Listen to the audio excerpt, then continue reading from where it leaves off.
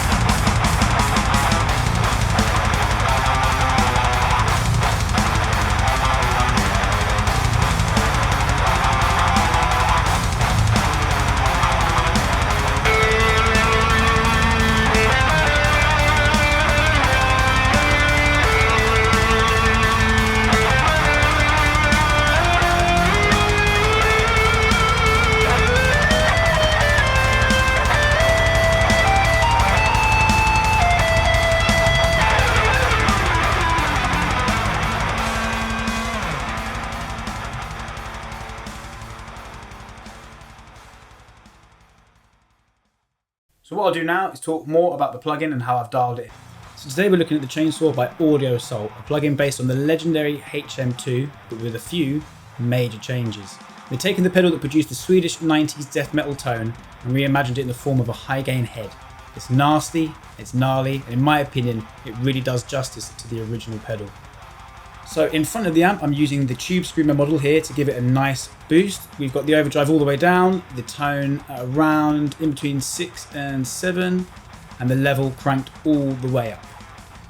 Looking at the amplifier, now before I go any further, I should note that you can dial in a huge palette of tones with the chainsaw. The controls on this amplifier are really powerful, just like the original HM2 pedal.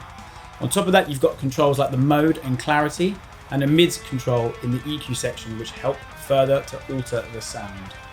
So we've got gain pushed, I'd say just under 3/4. Bass slightly nodded off the middle bump slightly over the middle, treble maxed out, clarity all the way up, master fairly high up, and we are in mode 2.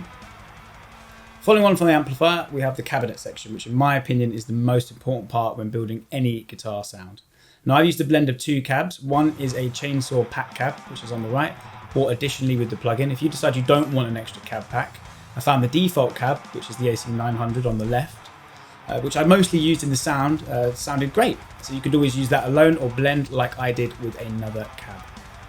Now usually I stay away from doing any post-processing, but I figured these plugins come with Amp Blocker, so why not use them? You'd get them if you downloaded Chainsaw, for example. For the rhythm guitars, I used a parametric EQ just to add some bite in the right places, just to help the guitars pop a little bit more in the mix. I did some small bumps at 1.5 kHz, 2.5 kHz, and 6.9 kHz.